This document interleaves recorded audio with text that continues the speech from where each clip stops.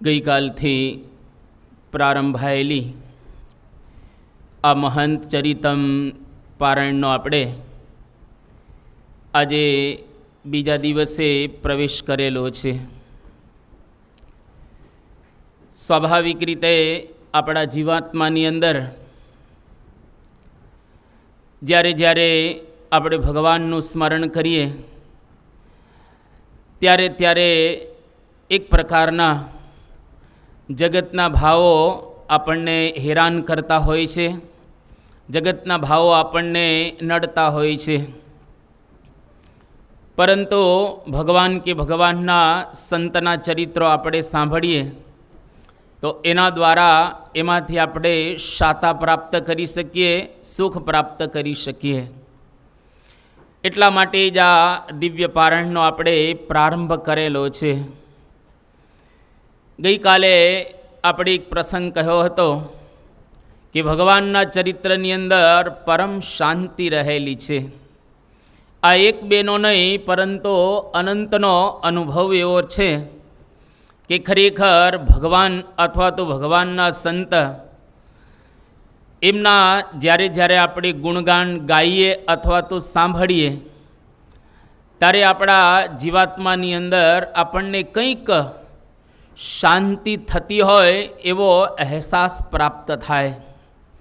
એક વખત મુક્તાનંદ સ્વામી શ્રીજી મહારાજને કહે છે કે મહારાજ, કંઈક શાંતિ થાય એવો તમે ઉપાય બતાવો. ત્યારે શ્રીજી મહારાજે મુક્તાનંદ સ્વામીને કહ્યું કે સ્વામી, અમે છપ્પૈયાની અંદર સંવત 1837ની સાલમાં પ્રગટ થયા. અમારા પિતા ધર્મદેવ અને માતા ભક્તિ દેવી. 5 વર્ષ સુધી અમે છપ્પૈયાની અંદર રહ્યા અને છપ્પૈયાની અંદર જ્યારે ઉપદ્રવ થયો એ વખતે અમે અવધની અંદર કીધા અયોધ્યાની અંદર પધાર્યા અને ત્યાં આગળ અમે 6 વર્ષ સુધી રહ્યા. 11 વર્ષની કુમળી વયે અમે સંસારનો ત્યાગ કરી અને સમગ્ર હિન્દુસ્તાનના તીર્થની યાત્રા કરવા માટે નીકળી ગયા. જ્યારે મહારાજ આ પ્રકારે કહેવા લાગ્યા એટલે મુક્તાનંદ સ્વામી કહ્યું કે મહારાજ, મેં તો તમને શાંતિનો ઉપાય બતાવ્યો, મેં તો તમને શાંતિનો ઉપાય પૂછ્યો હતો અને તમે આ તમારા ચરિત્રો કહેવા લાગ્યા. તો મહારાજે આગળ પાછા ચરિત્રોનો પ્રારંભ કર્યો. મુક્તાનંદ સ્વામી જાણ્યું કે મહારાજ કંઈક જુદું સમજ્યા લાગે છે. એટલે એ વખતે મુક્તાનંદ સ્વામીએ કશું જ કંઈ પછી કહ્યું નહીં. પણ મુક્તાનંદ સ્વામી એને નિત્યાનંદ સ્વામી પછી મળે છે અને પછી મહારાજે મુક્તાનંદ સ્વામીને કહ્યું કે મુક્તાનંદ સ્વામી, તમારે જો શાંતિ પ્રાપ્ત કરવી હોય તો સારું, વિચરણ કરવા માટે તમે જાઓ. એટલે પોટલું હાથમાં લઈ અને મુક્તાનંદ સ્વામી વિચરણ કરવા માટે નીકળ્યા છે.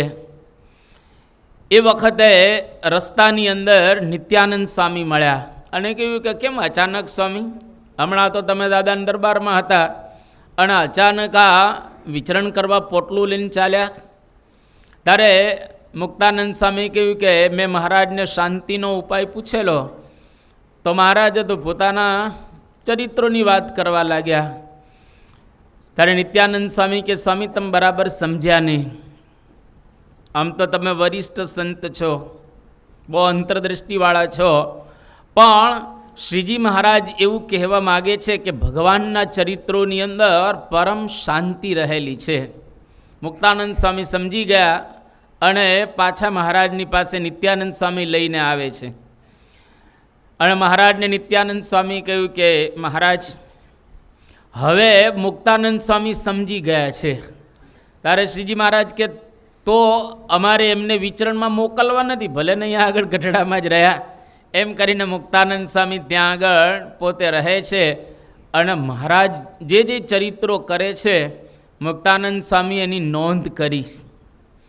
અને એ જે કાચી નોંધ મુક્તાનંદ સ્વામીની હતી એ નોંધમાંથી એમના શિષ્ય આધારાનંદ સ્વામી એમણે હરિચરિત્રામૃત સાગર નામનો ગ્રંથ લખ્યો અને આપણા સંપ્રદાયનો સૌથી મોટામાં મોટો આ ગ્રંથ, લગભગ મહાભારત જેવડો જ કહીએ, 1,00,000 એની અંદર ચોપાઈ ને છંદ ને બધું આધારાનંદ સ્વામી લખ્યું. પણ એના પાયાની અંદર મુક્તાનંદ સ્વામી એમણે મહારાજના એક એક ચરિત્રો નોંધી રાખ્યા કે મહારાજ અહીંયા આગળ બેસતા હતા, મહારાજ અહીંયા આગળ ભક્તોને લાડ લડાવતા હતા, મહારાજ અહીંયા આગળ ફૂલદોલ કર્યો, મહારાજે અહીંયા આગળ આ પ્રકારની લીલા કરી, મહારાજે પીરસ્યું વગેરે વગેરે જેટલા કંઈ ચરિત્રો મહારાજે કર્યા, તમામ ચરિત્રો જે મુક્તાનંદ સ્વામીએ જોયા અને એમણે લખ્યા પોતાની કાચી નોટની અંદર. એમાંથી આખો એક મોટો ગ્રંથ તૈયાર થયો અને મુક્તાનંદ સ્વામીને તો શાંતિનો અનુભવ થયો. પરંતુ આજે હરિચરિત્રામૃત સાગર ગ્રંથ જ્યારે આપણે વાંચીએ ત્યારે આપણને એવું લાગે કે ખરેખર અદ્ભુત આ ચરિત્રોની અંદર શાંતિ રહેલી છે. તો આપણે ગઈકાલે જેમ વાત કરીએ એમ આપણે ભગવાન સ્વામિનારાયણને તો જોયા નથી, આપણને ભગવાન સ્વામિનારાયણનો કોઈ એવો વિશેષ અનુભવ પણ થયો નથી. પરંતુ આજે જેમના દ્વારા આ ભગવાન સ્વામિનારાયણ વિચરણ કરી રહેલા છે એવા પરમ પૂજ્ય મહંત સ્વામી મહારાજ, એને તો આપણે બધા નિહાળીએ છીએ, એના દર્શન કરીએ છીએ. તો એમના ચરિત્રોની અંદર પણ એક પરમ શાંતિ રહેલી છે અને જીવ માત્રનો સ્વભાવ શાંતિ શોધવાનો છે. અને 50 પછી તો શાંતિ જ શોધાય, ત્યાર પછી તો બીજું કંઈ શોધાય જ નહીં. કારણ કે પદ પ્રતિષ્ઠા પૈસો બધું શોધી લીધું, પરંતુ એમાંથી કશું પ્રાપ્ત ન થયો. એટલે પરમ શાંતિ માટે આ ભગવાનના ચરિત્રો અને સંતના ચરિત્રો રહેલા છે. તો ગઈકાલે એનો આપણે શુભારંભ કર્યો. એ જ આ યાત્રાને આપણે આગળ ધપાવીએ.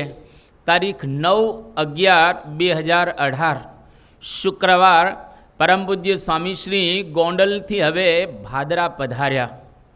અને આપણે જાણીએ છીએ ભાદરા પ્રસાદીનું સ્થાન, ગુણાતીતાનંદ સ્વામીનું પ્રાકટ્ય સ્થાન કહેવાય. બરાબર 7:30 વાગે ભાદરાની અંદર સ્વામીશ્રી પહોંચ્યા. સ્વાભાવિક રીતે જ્યાં જ્યાં જાય ત્યાં હારતોરા તો થાય જ. હારતોરા વિધિ સંપન્ન થયો ત્યારે જ્ઞાન પ્રસાદ સ્વામી, પહેલાં ભાદરાના પોતે કોઠારી હતા, વર્ષો સુધી રહ્યા અને પોતે ખેતીનું ખૂબ સારું જાણે. એટલે જ્ઞાન પ્રસાદ સ્વામી જેવા પરમ પૂજ્ય સ્વામીશ્રી આવ્યા એટલે તરત જ જ્ઞાન પ્રસાદ સ્વામી બોલ્યા એ કે અક્ષર બ્રહ્મના સ્થાનમાં સાક્ષાત અક્ષર બ્રહ્મ પધાર્યા. આ ગુણાતીતાનંદ સ્વામીનો પરમ સ્થાન ભાદરા, જ્યાં આગળ અક્ષર બ્રહ્મનો અવતાર, વેદો ઉપનિષદો જેને અક્ષર કહીને પુકારે છે એનું પરમ સ્થાન કહેવાય. કારણ કે અક્ષર બ્રહ્મ ગુણાતીતાનંદ સ્વામી હતા. ઘણા બધા પ્રમાણો આપણે સાંભળી ચૂકેલા છીએ એટલે એની વિશેષ વાત કરતા નથી. પરંતુ આજે પ્રગટ અક્ષર બ્રહ્મ સાક્ષાત આ સ્થાનની અંદર પધાર્યા એવી જ્ઞાન પ્રસાદ સ્વામી જ્યારે વાત કરી ત્યારે પરમ પૂજ્ય સ્વામીશ્રી એકદમ મુખ સંમતિ આપી અને પોતે હાસ્ય ત્યાં આગળ રેલાવ્યું અને પછી ત્યાં આગળ પધારે છે મંદિરના દર્શન કરવા માટે. ભાદરામાં આપ બધા પધાર્યા હશો, જો ન પધાર્યા હો તો એક વખત ભાદરાના દર્શન કરી આવજો. કરશનભાઈ ભાદરાને અહીંયા આગળ બેઠેલા છે. જેવા સ્વામી ત્યાં આગળ આવ્યા એટલે મંદિરના ઘુમ્મટની અંદર જે નિજ મંદિર છે એની અંદર જ આપણે ગુરુ પરંપરા પધરાવેલી છે. તો સ્વામી સૌથી પહેલાં મધ્ય મંદિરની અંદર જે ઠાકોરજી છે એને દૂરથી દર્શન કરીને ગુરુ પરંપરાના દર્શન કરવા માટે પધાર્યા. ગુરુ પરંપરાના દર્શન કરી અને ફરી પાછા મધ્ય મંદિરની અંદર દર્શન કરવા માટે પધારે છે. મધ્ય મંદિરના દર્શન કર્યા, આરતી ઉતારી અને પછી જ્યારે ત્યાંથી નીકળતા હતા ત્યારે પણ પાછા મધ્ય મંદિરની મૂર્તિના એકદમ દર્શન કરવા માટે પધારે છે.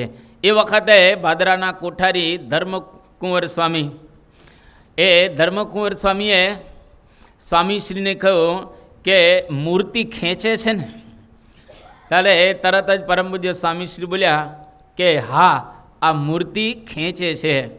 ત્યારે જ્ઞાનપ્રસાદ સ્વામી, જે જૂના કોઠારી અત્યારે પણ ત્યાં જ રહેલા છે, એમણે વાત કરી કે પ્રમુખ સ્વામી મહારાજ ઘણી વખત એવું કહેતા હતા કે આખા બ્રહ્માંડની અંદર કોઈ જગ્યાએ ન હોય એવી આ ભાદરાની મૂર્તિ છે, અને અમે પણ દરરોજ આ ભાદરાની મૂર્તિનું ધ્યાન કરીએ છીએ.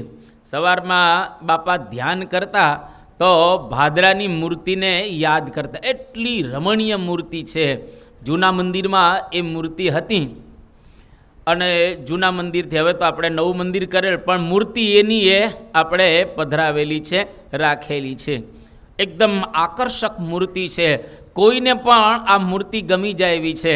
એટલે ધર્મકુંવર સ્વામીએ કહ્યું કે બાપા, મહંત સ્વામી મહારાજને કહે છે કે આપ જ્યારે જામનગરની પ્રતિષ્ઠા કરીને ભાદરા આવેલા, અને પ્રતિષ્ઠા પૂર્ણ કરીને તમે અહીંયા આગળ પધારેલા, અને એ વખતે તો જૂનું મંદિર હતું, અને પ્રતિષ્ઠા થયા પછી તમે મૂર્તિના દર્શન કરવા ભાદરા આવ્યા, ત્યારે એક વાક્ય એવું બોલ્યા હતા કે આ મૂર્તિ એટલી સુંદર છે કે એવું રહ્યા કરે છે કે અહીંયા આગળ પૂજારી તરીકે રહી જાઓ, જેથી કરીને આ મૂર્તિના દર્શન થાય અને આ મૂર્તિની સેવા સારી રીતે થઈ શકે. તો ત્રણે ત્રણ ગુરુની પ્રિય મૂર્તિ, યોગીજી મહારાજની પણ પ્રિય, કારણ કે યોગીજી મહારાજે 2 શિખરબદ્ધ મંદિર બાંધેલા, એક અમદાવાદનું અને બીજું ભાદરાનું, અને અન્ય લગભગ 70 જેટલા હરિમંદિરો યોગીજી મહારાજે બાંધેલા હતા. તો યોગીજી મહારાજ, પ્રમુખ સ્વામી મહારાજ અને મહંત સ્વામી મહારાજ, આ ત્રણે ત્રણ ગુરુવર્યોની આ પ્રિય મૂર્તિ. અને એ વખતે પરમ પૂજ્ય સ્વામીશ્રીને કેટલી દર્શનની એક તાલાવેલી. તમે જો આ ગુરુ પરંપરાની અંદર આપણને આ દેખાય કે મંદિરમાં આવ્યા અને દૂરથી ઠાકોરજીના દર્શન કરી લીધા, ગુરુ પરંપરાના દર્શન કરી ફરી પાછા ઠાકોરજીના દર્શન કર્યા, જ્યારે નીકળ્યા ત્યારે પણ ઠાકોરજીના દર્શન કર્યા. એટલે ભગવાનના દર્શનમાં એને લગ્ની કેટલી રહેલી છે. આ પરંપરામાં મહારાજનો જ વારસો ચાલ્યો આવે છે. મહારાજ નાના હતા ત્યારે આપણે જાણીએ છીએ કે અયોધ્યાની અંદર દરરોજ 20 મંદિરે દર્શન કરવા માટે જતા. ઘણી વખત એક મંદિરે જવું એ અઘરું પડતું હોય છે, તો શ્રીજી મહારાજ તો 20 મંદિરે દરરોજ દર્શન કરવા જાય, અને ત્યાં આગળ જે કથા વાર્તા થતી હોય એ મહારાજ પોતે સાંભળે.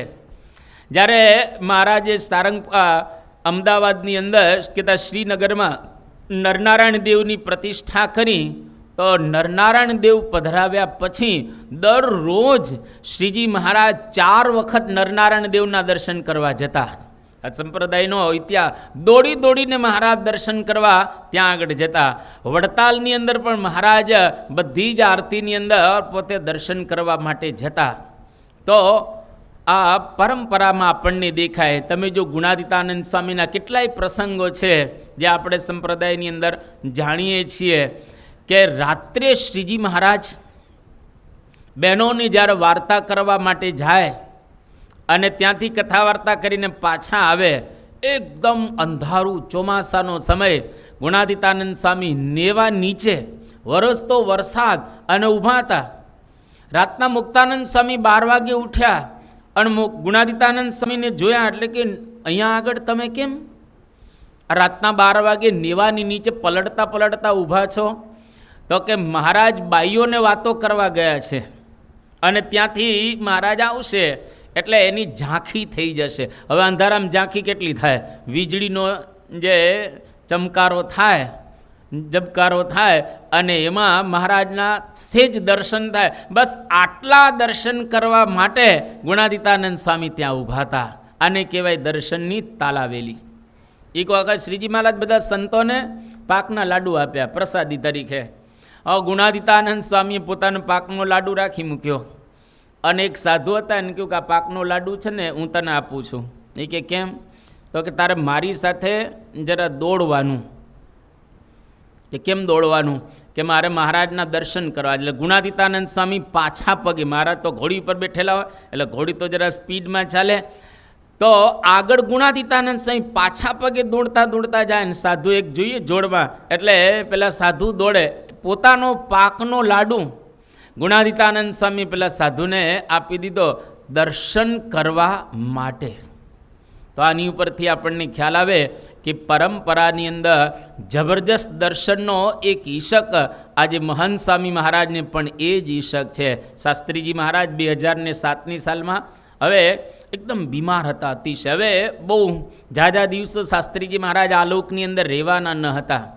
એક વખત ઉપર દર્શન કરવા માટે ગયા સારંગપુરની અંદર, કે મને નીચે ઉતારી દો, પણ કે હવે વ્હીલચેરમાં છો તો નીચે, એ કે ના મારે દર્શન કરવા છે પણ હાલીને દર્શન કરવા માટે જવું છે, વધારે ફળ એ પ્રાપ્ત થાય. એક વખત યોગીજી મહારાજ ગોંડલમાં હતા તો યોગીજી મહારાજ એને હાર્ટ એટેક આવ્યો, જરા ભયંકર હાર્ટ એટેક હતો, અને એ વખતે આરામ કરે છે યોગીજી મહારાજ.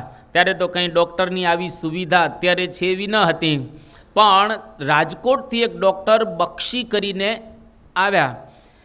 આ હાર્ટ એટેક આવેલો તો લગભગ સવારે 7 વાગે, અને પેલા ડૉક્ટર આવ્યા 10 વાગે, અને જેવા ડૉક્ટર આવ્યા એટલે એને જરા તપાસ કરી, બધી વ્યવસ્થિત બધી તપાસ થઈ ગઈ, અને ડૉક્ટરે નિદાન કર્યું અને કાર્ડિયોગ્રામ પણ બરાબર લીધો. કાર્ડિયોગ્રામને અંતે ડૉક્ટરે કહ્યું કે જુઓ, હાર્ટની જે આ વેઇન છે એકદમ બ્લોક છે, 100% બ્લોક છે, માટે યોગીજી મહારાજને જરાય ખસેડતા નહીં તમે અહીંયા આગળ. આવી પરિસ્થિતિની અંદર યોગીજી મહારાજ કહે છે મારે ઠાકોરજીના દર્શન કરવા જવું છે, પણ બાપા અત્યારે ન જવાય. એ કે ના મને તમે લઈ જાઓ, મારે ઠાકોરજીના દર્શન કરવા માટે જવું છે, પણ બાપા ડૉક્ટરોએ ના પાડી છે. એ કે ડૉક્ટરો ભલે ના પાડે તો પણ મારે જવું છે. હવે વિચાર કરો, ભગવાનના દર્શનનો કેટલો બધો એક અંતરથી ખપ આપણને સૂચવે છે કે આપણે પણ જ્યારે જ્યારે આ નજીક હોઈએ અથવા તો બાપાના દર્શન થતા હોય ત્યારે અવશ્ય દર્શન કરવા આવવું. કારણ કે એના દ્વારા આપણી આંખ પવિત્ર થાય, આપણું મન પવિત્ર થાય, અને આપણા જીવાત્માની અંદર જે માયાનું પડર લાગેલું છે, જે આપણા જીવાત્માની અંદર માયાના ભાવ રહેલા છે, ધીરે ધીરે દર્શનથી જતા રહે. તો પરમ પૂજ્ય સ્વામીશ્રીએ આપણને આ ચરિત્ર દ્વારા આટલું સમજાવ્યું. તારીખ 10/11/2018 શનિવાર સ્વામીશ્રી ભાદરાની અંદર છે, અને સવારની કથા દરરોજ બાપા વચનામૃત પર જુદો જુદો લાભ આપે, અને એ વખતે સવારની કથામાં પરમ પૂજ્ય સ્વામીશ્રીએ અભાવ અવગુણ ન લેવાની વાત કરી. અને કેવા શબ્દો સ્વામીશ્રી વાપરે છે કે અભાવ અવગુણ એ ડેન્જર છે. અભાવ અવગુણ લઈએ એ ગટર જેવું છે, ગંધાય. અભાવ અવગુણ લઈએ તો બધું શૂન્ય કરી નાખે. ગમે તેટલા આપણે સાધનો કર્યા હોય તો આપણા બધા જ સાધનો શૂન્ય થઈ જાય, કહેતા 0 થઈ જાય. એટલા માટે કોઈ દિવસ અભાવ અવગુણ લેવો નહીં. પછી બહુ સરસ પરમ જે સ્વામીશ્રીને ગમે એવા સૂત્રોનું ઉચ્ચારણ કરવામાં આવે છે, અને અભાવ અવગુણના સંદર્ભની અંદર કે 1 2 3 4 અભાવ અવગુણને કાઢો બહાર, આ સૂત્ર બોલાણું. ત્યાર પછી બોલ્યા 5 6 7 8 અભાવ અવગુણને મારો લાત, 9 10 11 12 ગુણો ગાવો વારંવાર, 13 14 15 16 અભાવ અવગુણ છે ગુણના ચોર, 17 18 19 20 અભાવ અવગુણ નો મોર પ્લીઝ. એટલે આ બધા સૂત્રો એ ત્યાં આગળ ઉચ્ચારણ એનું કરવામાં આવે છે કે અભાવ અવગુણને લાત મારો, ગુણનું વારંવાર તમે ઉચ્ચારણ કરો. અને અભાવ અવગુણ જો આપણે લઈએ તો આપણી અંદર રહેલા ગુણો એ ચોરાઈ જાય. એટલે અભાવ અવગુણ નો મોર પ્લીઝ, હવે વધારે અભાવ અવગુણ કોઈના લેવા નહીં. અભાવ અવગુણ એક ગંદકી છે, અને ગંદકીને કોઈ દિવસ ઉથાપાય નહીં. ગટરની અંદર કોઈ દિવસ સ્નાન કરાય નહીં. ત્યાં આગળ પરમ પૂજ્ય સ્વામીશ્રી સવારની કથામાં બોલે છે કે અભાવ અવગુણ ન લે તો ઠેઠ ભગવાન અને સંત સુધી પહોંચે, માટે એ રસ્તો બંધ કરવાનો. ખાલી આટલી સાધના. આપણે કોઈકનો અવગુણ જોઈએ અને કંઈક એના એવા ખરાબ સ્વભાવ હોય તો આપણે આંખ મીચી દેવી કે ભેંસના શિર ભેંસને ભારે, આપણે શું ચિંતા કરવાની? આપણે શા માટેની ચિંતા કરીએ? એટલે કોઈ દિવસ કોઈની સામે આપણે એ પ્રમાણે જો. અરે શ્રીજી મહારાજે તમે જો અભાવ અવગુણ માટે વચનામૃતની અંદર કેવી કેવી વાતો કરેલી છે. થોડાક વચનામૃતની અંદર આપણે પ્રવેશ કરીએ તો આપણને ખબર પડે કે અભાવ અવગુણ મહારાજને બિલકુલ ગમતા નથી. પ્રથમનું પહેલું જ વચનામૃત ત્યાંથી તમે ખોલો. અભાવ અવગુણ જો આપણે લઈએ તો સત્સંગની અંદર ગાઢ પ્રીતિ ન થાય. પ્રથમનું 28મું વચનામૃત, પડવાનો થયો હોય એ અભાવ અવગુણ લે. પ્રથમનું 31મું વચનામૃત, અભાવ અવગુણ લે એની બુદ્ધિ આસુરી થઈ જાય. લોયાનું પેલું વચનામૃત, મહારાજ કે અભાવ અવગુણ લે તો એનું માથું કપાય અને એને ક્ષય રોગ થાય, એટલે કે એ મૃત્યુ પામે. સ્વાભાવિક રીતે જેને ક્ષય રોગ થાય કંઈ જીવદે નહીં. પહેલાંનો વખતમાં આ ક્ષય રોગ છે એ ક્યોર થતો ન હતો, પણ અત્યારે તો એ થાય છે. અત્યારે કોઈને કેન્સર થાય ને એ સમજવું અભાવ અવગુણ માટે. મધ્યના 11માં મારે કહ્યું કે નારકી થાય છે, એને નરકમાં વાસ પ્રાપ્ત થાય છે. મધ્યના 26મા વચનામૃતની અંદર મહારાજ એવું કહે છે કે એને અર્ધો વિમુખ ગણવો. યોગી બાપાની વ્યાખ્યા કરતા કે અર્ધો વિમુખ કેમ કહ્યો, અર્ધો સત્સંગી કેમ ન કીધો? અર્ધો વિમુખ એટલા માટે કહ્યો કે એવા આખો થવાનો છે. અભાવ અવગુણ લીધા રાખે તો એ આખો એ વિમુખ થશે. એટલા માટે મહારાજ મધ્યના 46ની અંદર કહે છે, પંચ મહાપાપ થકી પણ અભાવ અવગુણ લે એને વધારે પાપ લાગે છે. એ રસ્તા જ બંધ. એક વખત યોગીજી મહારાજ ત્યાં જૂનાગઢની અંદર ગયા હતા અને જૂનાગઢની કેસર કેરી વખણાય, બહુ સરસ મીઠી કેસર કેરી. અને યોગીજી મહારાજના થાળની અંદર પણ કેસર કેરી આવી. યોગી બાપા કેસર કેરી જમીન બોલ્યા એ કે જો અભાવ અવગુણ ન લઈએ તો સત્સંગમાં આ કેસર કેરીના રસ જેવું સુખ આવે. એક વખત યોગીજી મહારાજ આમ ગાડીમાં બેસીને જતા હતા અને રસ્તામાં ડાયવર્ઝનનું બોર્ડ આવ્યું. એટલે ડ્રાઈવરને કહ્યું કે જો નીચે લઈ લે, કારણ કે ઉપર તો કંઈક રસ્તો બંધ લાગે. પેલો ડ્રાઈવર કે બાપા આ તો આપણે ઇન્ડિયા છે, આમાં કંઈ નક્કી ન હોય. અહીંયા આગળ તો રસ્તા ખુલી ગયા હોય ને તો પણ બધું ચાલુ જ હોય. અરે યોગી બાપા કે પણ લઈ લે, ડાયવર્ઝનનું બોર્ડ છે. પહેલાં એ તો કાંઈ માન્યું નહીં અને એને તો આગળ જ ગાડી ચલાવી. આગળ જતાં જતાં પુલનું કામ ચાલુ હતું અને એકદમ સાંકડો રસ્તો હતો, ગાડી વળી શકે એવું હતું નહીં રસ્તા ઉપર. એટલે લગભગ 2 કિલોમીટર ગયા એટલે ત્યાંથી ગાડી પાછી લીધી. એક શબ્દ યોગીજી મહારાજ ગાડી જ્યારે રિવર્સમાં લેતો તો ડ્રાઈવર તારે બોલ્યા નહીં. બિલકુલ યોગીજી મહારાજ શાંત રહ્યા. અને જ્યારે પેલો પાછો આવ્યો અને બીજા રસ્તે ચડ્યો ને ત્યારે યોગીજી મહારાજ ધીમે રહી અને એક વાક્ય બોલ્યા કે ગુરુ, આપણે અક્ષરધામમાં સીધા અરચી માર્ગે જતા, અરચી એટલે ત્રેજનો માર્ગ, અરચી માર્ગે જતા હોઈએ પણ જો કોઈકનો અભાવ કે અવગુણ લઈએ તો ગાડી રિવર્સમાં આવે, રિવર્સમાં એ ગાડી નાખવી પડે. એટલા માટે અભાવ અવગુણ કોઈ દિવસ લેવાય નહીં. નિત્ય લાખ રૂપિયા લાવતો હોય ગુણાતીતાનંદ સ્વામી, પણ જો કોઈકનો અભાવને અવગુણ લેતો હોય તો ગુણાતીતાનંદ સ્વામી કે અમને ગમે નહીં, અર્થાત મહારાજને પણ ગમે. કોઈ દિવસ મંદિરના પરિસરની અંદર હોઈએ કે આપણે ઘરે હોઈએ કે ગમે ત્યાં હોઈએ, કોઈના અભાવને અવગુણની ચર્ચા જ બિલકુલ કરવી નહીં. એક બહુ સરસ દ્રષ્ટાંત છે કે એક સિંહ, ગધેડું, વાંદરો અને શિયાળ આ ચારે ચાર મિત્ર હતા અને પાકી મિત્રતા પાછી જરાય ઓછી નહીં. એમાં એક વખત સિંહ એમને મારણ કર્યું. મારણ એટલે કોઈ પણ પશુને મારે અને પછી સિંહ ખાય. પશુને મારીને સિંહ એનું માંસ ખાય છે અને માંસ ખાધા પછી સિંહ આમ બેઠો હતો. હવે આ તો બધા મિત્ર કે વાંદરો, ગધેડું, શિયાળ એના, એટલે મિત્રો બધા ભેગા ફરતા જોઈ સ્વાભાવિક રીતે. એટલે ત્યાં નજીક વાંદરો આવ્યો અને વાંદરાને સિંહે પૂછ્યું કે વાંદરા, મારું મોઢું ગંધાય છે, તું જોતો? એટલે હવે આ તો મિત્ર હતો એટલે જે હોય એવું જ કે ને, સ્વાભાવિક રીતે સાચું બોલી ગયો વાંદરો. એ કે હા તમારું મોઢું ગંધાય. હે મારું મોઢું? એક થાપો મારે વાંદરાને મારી નાખ્યો ત્યાં. તમારું મોઢું ગંધાય છે એમ બોલે છે વાંદરો. મિત્ર પણ મરી ગયો વાંદરો. થોડી વાર થઈ એટલે પેલા ગધેડા એને પૂછ્યું અને ગધેડો નજીક આવ્યો, કારણ કે મિત્ર જ હતા. અને ગધેડાને કહ્યું સિંહે કે મારું મોઢું ગંધાય છે. ગધેડાએ વિચાર કર્યો કે મારું વાંદરાએ કીધું કે તમારું ગંધાય છે એટલે મારી નાખ્યો.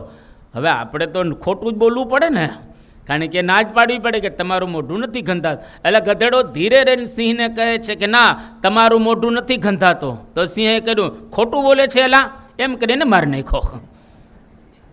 ખોટું બોલે છે, મારું મોઢું ગંધાય છે ને તું ના પડે છે કે નથી ગંધાતું.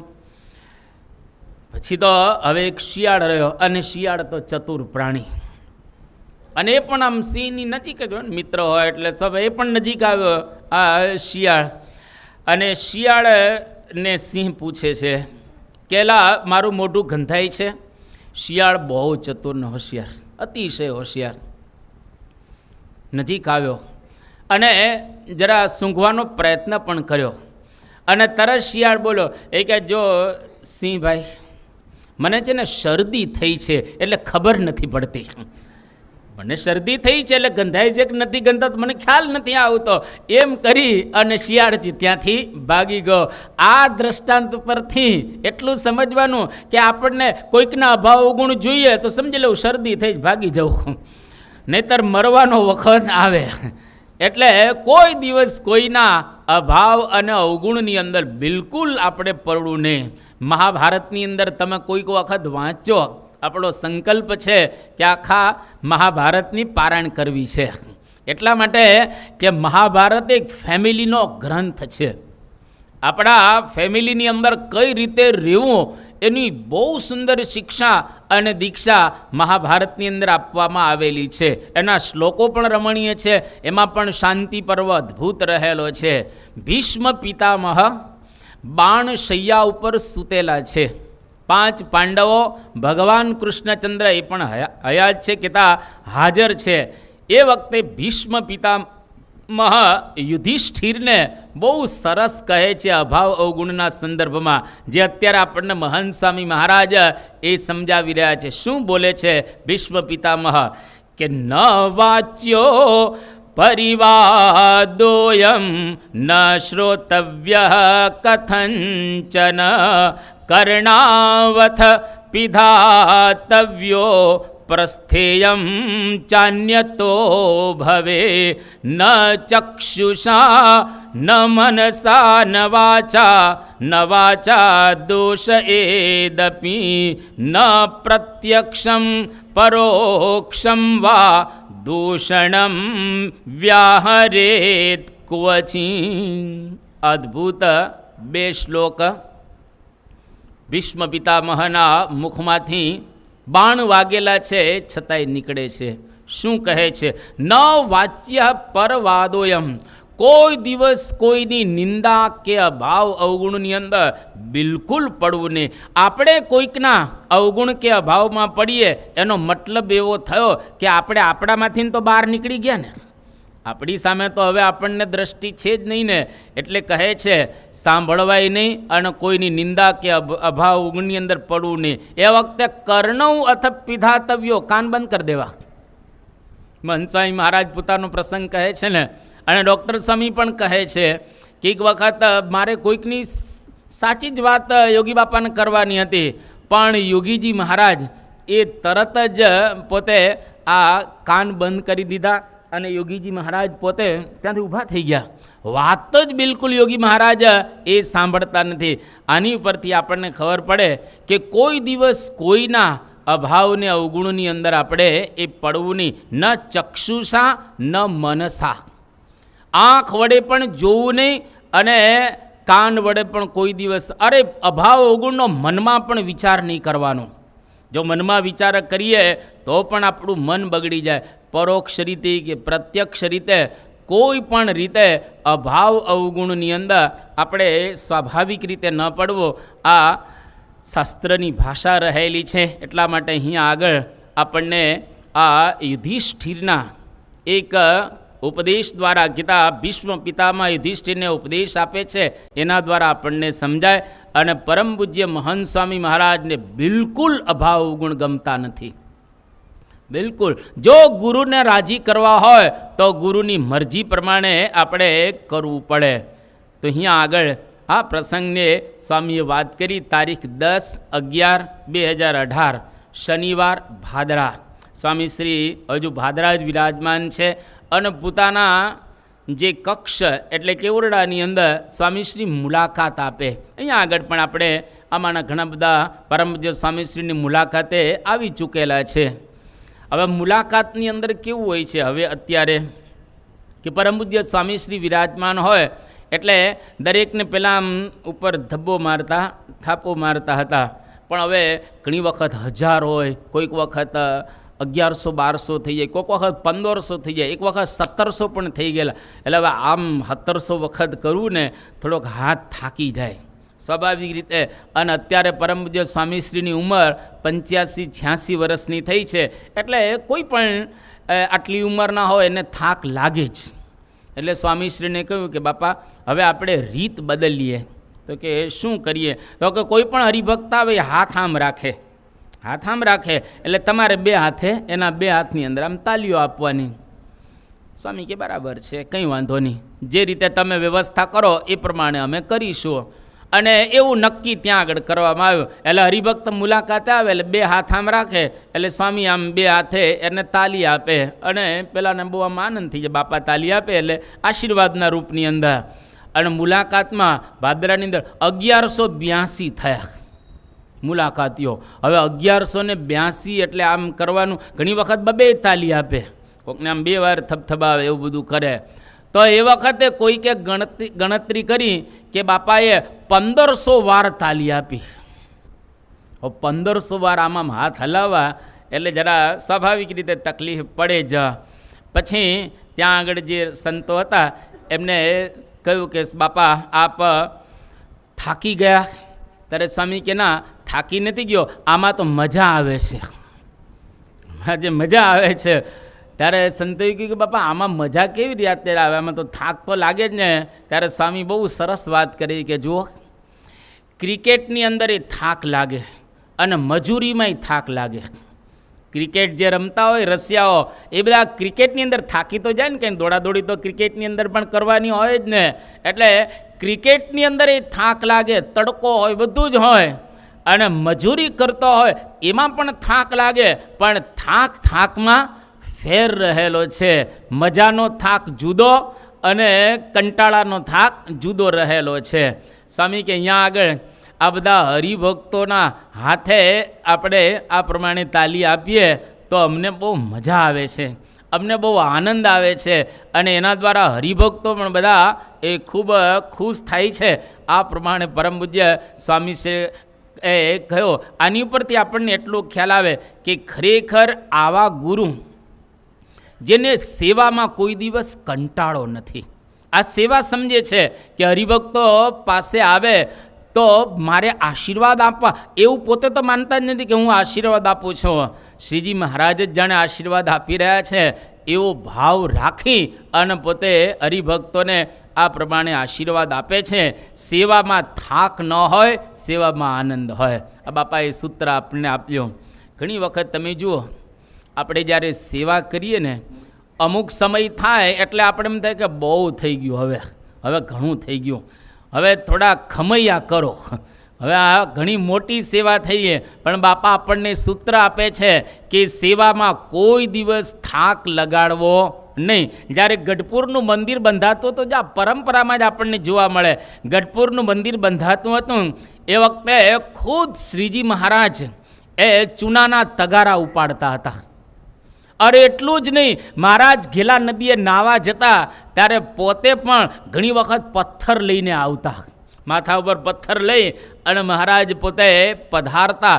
મહારાજે આવી સેવા કરી. વડતાલ મંદિર બંધાતું હતું એ વખતે શ્રીજી મહારાજે 37 ઈંટો ઉપાડેલી છે અને વડતાલ મંદિરની અંદર ચણવામાં આવેલી છે 37 ઈંટો. તમે જો એવા ભક્તો પણ આપણા સંપ્રદાયની અંદર થયા જેને સેવામાં બિલકુલ થાક લાગ્યો નથી. જો મહિમા હોય તો મહારાજના વખતમાં ગંગામાં હતા અને હંમેશા ગંગામાં શું કરે, મહારાજની સાથે આમ હરે ફરે અને મહારાજને દાળ ભાત જમાડે. સરસ દાળ ભાત બનાવતા હતા, એટલા અદ્ભુત દાળ ભાત બનાવે. એમાં તો ગોવિંદ સ્વામી લોભાઈ ગયા હતા, એટલા અદ્ભુત દાળ ભાત બનાવતા હતા ગંગામાં. હવે એ દાળ ભાત બનાવો એટલે સગડી તો સાથે રાખવી પડે, ગામડામાં મળે ન મળે કે નક્કી નહીં. અને એ સગડી માથે રાખે. હવે સગડી માથે રાખીને હરવું ફરવું ને આ બધું કરવો એ પણ શ્રીજી મહારાજનો મહિમા હતો, બિલકુલ કંટાળો નહીં. અને બહુ પ્રેમથી આ પ્રમાણે સેવા એ પોતે કરતા અને મહારાજને રાજી કરતા. ગુણાતીતાનંદ સ્વામી બહુ અદ્ભુત એના જીવન ચરિત્રની અંદર એક પ્રસંગ રહેલો કે અમરેલી મંદિરની અંદર કૂવો છે. અત્યારે તો હોય તો કે ન હોય મને ખ્યાલ નથી, પણ ગુણાતીતાનંદ સ્વામી આ કૂવામાં ઉતરીને આ કૂવો એને ગાળેલો છે. ગુણાતીતાનંદ સ્વામી સવારના વહેલા ઉઠી અને ચોક વાળતા હતા. જો કંટાળો નહીં, થાક તો લાગે ને, ચોક મોટી ઉંમરે આ થાક પણ લાગે, પણ ગુણાતીતાનંદ સ્વામી આ કરેલું છે. જેને BAPH સંસ્થાનો પ્રારંભ કર્યો અને આપણને એક આવું એક સુંદર અદ્ભુત કહીએ, વેદોક્ત કહીએ, શાસ્ત્રોક્ત કહીએ એવું તત્વજ્ઞાન આપ્યો બ્રહ્મ સ્વરૂપ શાસ્ત્રીજી મહારાજે. આ બ્રહ્મ સ્વરૂપ શાસ્ત્રીજી મહારાજ રાન રાન અને પાન પાન થયા છે. શાસ્ત્રીજી મહારાજનું જીવન ચરિત્ર કોઈક વખત વાંચીએ તો આંખમાં આંસુ આવી જાય.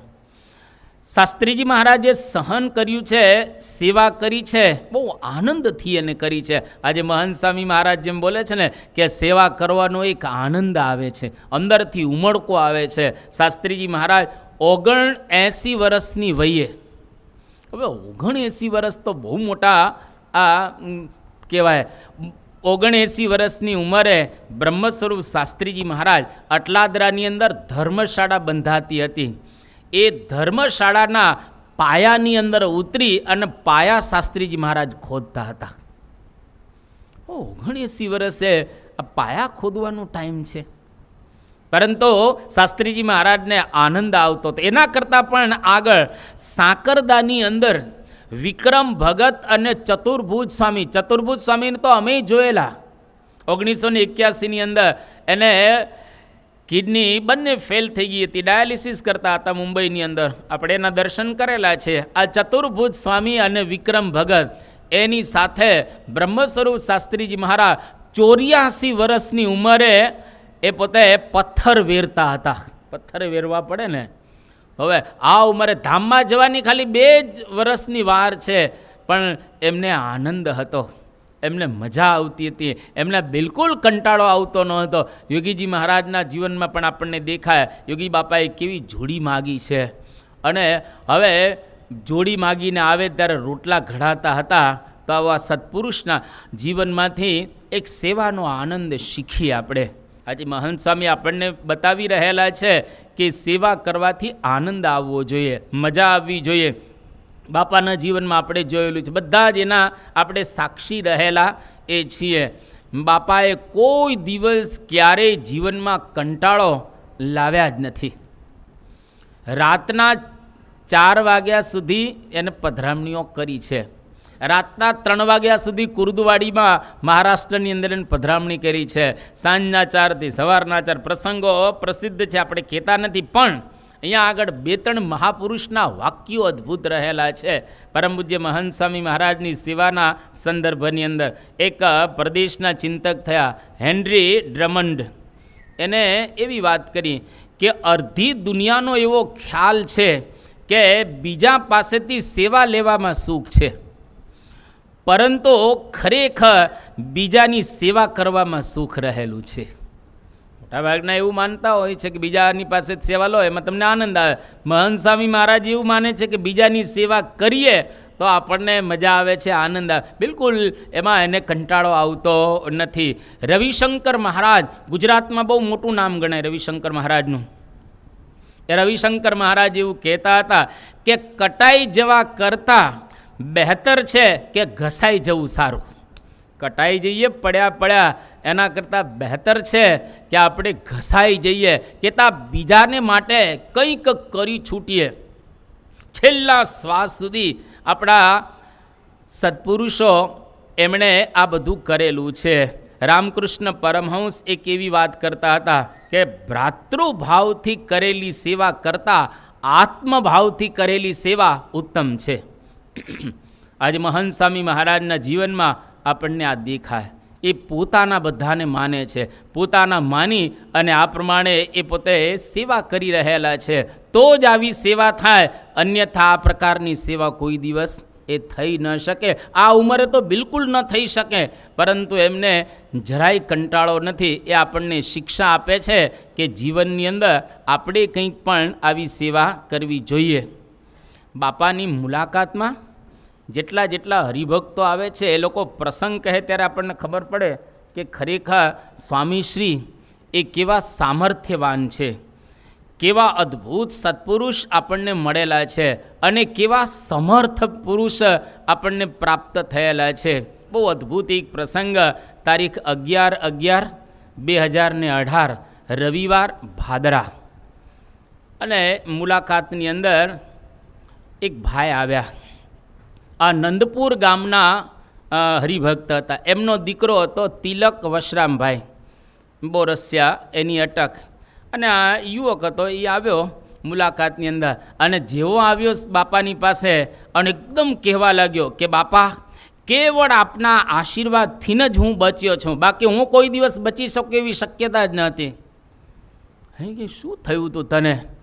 એ વખતે આ છોકરો પોતાની કહાની કહે છે. સાંભળજો કેવા એના જીવનની અંદર પ્રસંગો બન્યા અને બાપાએ કેવી રક્ષા કરી. કોઈ દિવસ શક્ય જ ન થાય. મેડિકલ સાયન્સની રીતે જો જોવામાં આવે તો અશક્ય લાગે, પણ કેવળ બાપાના આશીર્વાદથી જ એ બચેલો છે. આ છોકરો આપણું સારંગપુર વિદ્યા મંદિર છે એની અંદર 12 કોમર્સમાં અભ્યાસ કરતો હતો. હવે જ્યારે ગઢડાની અંદર એક વખત શિબિર થઈ હતી. હવે આ શિબિરની અંદર એ છોકરો ત્યાં આગળ આવ્યો. હવે બન્યું એવું કે છોકરો સાંજે જ્યારે ઊભો થાય છે એ વખતે એને કમર દુખવા લાગી અને એ પોતે ઊભો થઈ શકતો નથી. અને એકદમ ખબર નહીં કમર એકદમ જકડાઈ ગઈ. અને પછી તો એના ફાધરને સમાચાર આપવામાં આવે. એના પિતાશ્રી ત્યાં આગળ રાજકોટ રહેતા હતા, એટલે તરત દોડતા ત્યાં ગઢડા આવી ગયા અને આ છોકરાને ઘરે લઈ ગયા.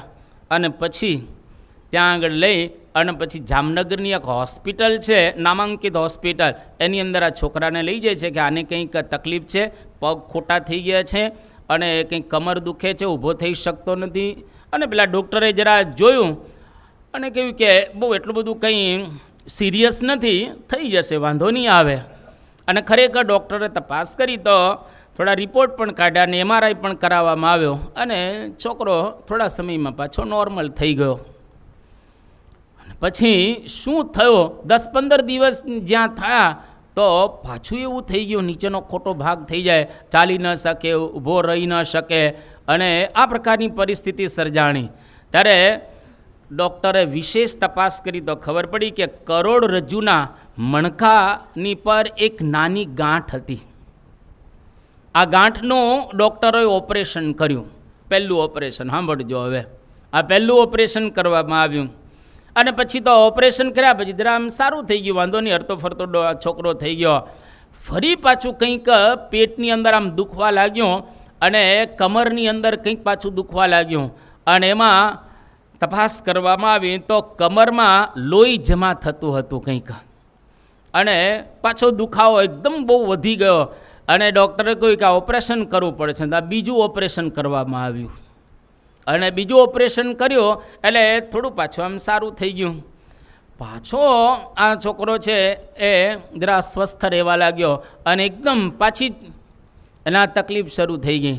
અને પછી તો અમદાવાદની અંદર એને લઈ ગયા. જરા સારા ડૉક્ટર હતા. આ સારા ડૉક્ટરની પાસે જરા તપાસ કરાવવામાં આવી અને એ તપાસ કરતાં ખ્યાલ આવ્યો કે ભાઈ આને તો પેટ ખોલાવવું પડશે, કારણ કે પેટની અંદર એકદમ બગાડ થઈ ગયો છે અને ઓપરેશન કરવું પડશે. ત્રીજું ઓપરેશન કર્યું છોકરાને અને ત્રીજું ઓપરેશન કર્યા પછી પેટની અંદર જે કંઈ નાનો મોટો બગાડ હતો એ બધો જ કાઢી નાખવામાં આવ્યો. પણ ઓપરેશન કરતી વખતે પાછું થોડું કંઈક રહી ગયું અને લોહી લીકેજ થાય, કંઈક વેઇન ચાલુ હોય છે ને લોહી લીકેજ થાય અને ત્યાં આગળ લોહી જમા થયા કરે.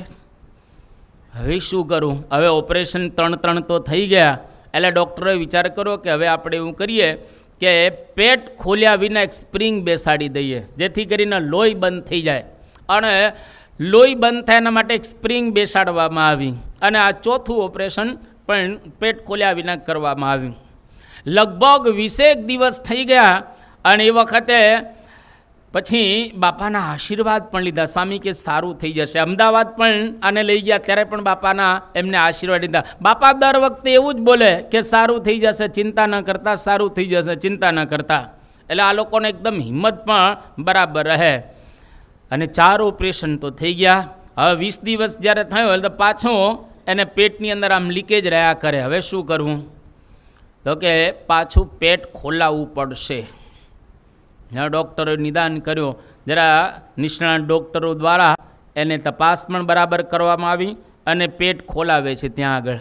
અને આ 5મું ઓપરેશન થયું. જેવું 5મું ઓપરેશન પૂરું થયું એટલે છોકરાને હવે તો સાવ એકદમ પાતળો થઈ ગયો હતો, કારણ કે શરીરની અંદર લોહી ઘણું બધું જતું રહ્યું હતું અને ખાઈ પણ બરાબર શકતો ન હતો. એટલે ફક્ત હાડકાં જાણે રહ્યા હોય એવો છોકરો સાવ થઈ ગયો હતો. અને ખાવાનું હવે બહારથી જતું હતું. એના પેટની અંદર તો અન્ન એ આપી શકાય એવી પરિસ્થિતિ જ ન હતી. બહુ અન્નળી પણ એની બગડી ગઈ હતી. હવે શું કરવું? એ દરમિયાન પરમ પૂજ્ય સ્વામીશ્રીના આશીર્વાદ પણ લીધા. તો સ્વામી દર વખતે બોલે કે સારું થઈ જશે. બાપા હવે તો આ મરણ પતારી જેવો થઈ ગયો છે, હવે શું સારું થઈ જશે? સ્વામી કહે ચિંતા ન કરો, મહારાજ બધી મદદ કરશે, સારું થઈ જશે. અને પછી ડૉક્ટરને બતાવવામાં આવ્યું અને હવે પાછા ડૉક્ટર બદલ્યા. એ દરમિયાન પરમ પૂજ્ય પ્રમુખ સ્વામી મહારાજ ટોરન્ટો હતા, દેશમાં તો હતા ને, એટલે ત્યાં આગળ સંત નિર્દેશક તરીકે સેવા બજાવતા અપૂર્વ મુનિ સ્વામી, એમણે બાપાને ફોન કર્યો અને કહ્યું કે બાપા હવે જરા કાગળ પણ લખ્યો કે આવી પરિસ્થિતિ. સ્વામી કે સારું થઈ જાય, ચિંતા ન કરતા, ડૉક્ટર એ બતાવો તમે. તો એના જે નિષ્ણાત ડૉક્ટર હતા ડૉક્ટર કાર્તિક સુતરિયા, એને બતાવવામાં આવ્યો. ડૉક્ટર કાર્તિક સુતરિયાએ વિચાર કર્યો કે ભાઈ આમાં આપણે પડવા જેવું નથી, ન કરે નારાયણને કંઈક બીજું ગડબડ થાય તો જરા મુશ્કેલી સર્જાઈ જાય. એટલે એમને તો પહેલાં તો ના જ પાડી દીધી, પણ પછી કહ્યું કે ભારતીય સિનારીઓ એવો છે કે આવી પરિસ્થિતિની અંદર કોઈ માણસને ટીબી હોય ને એવું લાગે છે. એટલે જરા વિશેષ તપાસ કરવામાં આવી અને પછી એ વિશેષ તપાસમાં ખ્યાલ આવ્યો કે એના જે આંતરડા છે ને બધા અંદર ચોંટી ગયા છે, એની અન્નળી છે પણ નુકસાન એને થઈ ગયેલું છે. પણ આ ડૉક્ટરે પરમ પૂજ્ય પ્રમુખ સ્વામી મહારાજના આશીર્વાદ લીધેલા અને જ્યારે કંઈ કોમ્પ્લિકેશન આવા ઊભા થાય અને ઓપરેશન કરવાનું હોય તો પ્રમુખ સ્વામી મહારાજને યાદ કરે અને ખરેખર પ્રમુખ સ્વામી મહારાજને યાદ કરે બધા જ ઓપરેશનો સફળ જ થાય. એટલે એમને આ કેસ હાથમાં લીધો અને પરમ પૂજ્ય પ્રમુખ સ્વામી મહારાજને પ્રાર્થના કરી કે બાપા હું આ કેસ હાથમાં લઉં છું. આમ તો અશક્ય જેવું છે, કેવળ તમે બચાવી શકો તો જ બચે એમ છે, બાકી આ કેસ બચી શકે એવી કોઈ શક્યતા નથી. હવે એના આંતરડા એટલા બધા અંદર ગૂંચવાઈ ગયા હતા, છૂટા પાડી શકાય એવી કોઈ પરિસ્થિતિ જ હતી નહીં. પછી એને આ ડૉક્ટરે પેટમાં ટ્યુબ મૂકી અને ટ્યુબ મૂકે એટલે ટાંકા લેવા પડે, પણ ટાંકાએ લઈ શકે એવી પરિસ્થિતિ નથી, કારણ કે એવા જ આંતરડા થઈ ગયા, તરત તૂટી જાય એવા. હવે શું કરવું? અને છોકરાની દયા દરેકને આવે. એ વખતે મહંત સ્વામી મહારાજને એ કહેવામાં આવ્યું બાપ, ત્યારે સ્વામી એક જ વાક્ય બોલે કે નહીં સારું થઈ જાય, ચિંતા ન કરો, વ્યવસ્થિત થઈ જશે. અને પછી તો આ ડૉક્ટર કાર્તિકે એને કહ્યું કે મારી બુદ્ધિમાં ન બેસે એ રીતે મેં તો ઓપરેશન બધું કરી નાખ્યો, પણ થોડા દિવસ થયા ત્યાં ધીરે છોકરાને સારું થવા લાગ્યું, એકદમ જરા સારું થવા લાગ્યું.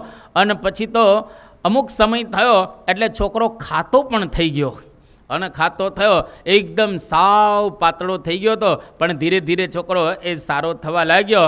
અને પછી લગભગ 1.5 વર્ષ થયો અને છોકરો એકદમ સ્વસ્થ થઈ ગયો. એ છોકરો આજે પરમ પૂજ્ય સ્વામી પાસે આવી અને કહેતો હતો બાપા કેવળ તમે મને બચાવ્યો છે, આવા કેસની અંદર કોઈ દિવસ બચી શકે એવી શક્યતા નથી, પરંતુ છતાંય સત્પુરુષ જેને આપણે કહીએ કે માણસ તો નિમિત્ત બનતા હોય છે, કરનારા કોણ છે? ભગવાન છે. મહાભારતના યુદ્ધના મેદાનમાં અર્જુનને આ જ ભગવાન કૃષ્ણ શિખામણ આપે છે કે નિમિત્ત માત્રમ ભવ સવ્ય સાચીન, તારે તો નિમિત્ત બનવાનું છે, કરનારો તો હું રહેલો છું. એટલે મોટા પુરુષના આશીર્વાદથી જ એ બધું જ શક્ય થતું હોય છે. એવા આપણને સમર્થ, કરતા અને હરતા એ પુરુષ પ્રાપ્ત થયા છે. તો આપણે એમના શ્રીચરણોમાં પ્રાર્થના કરીએ કે ખરેખર અમારા જીવનની અંદર અમે આપના સ્વરૂપને બરાબર ઓળખી અને એની અંદર જોડાઈ શકીએ. સ્વામી નારાયણ નારાયણ નારાયણ, સ્વામી નારાયણ નારાયણ નારાયણ, સ્વામી નારાયણ સ્વામી નારાયણ.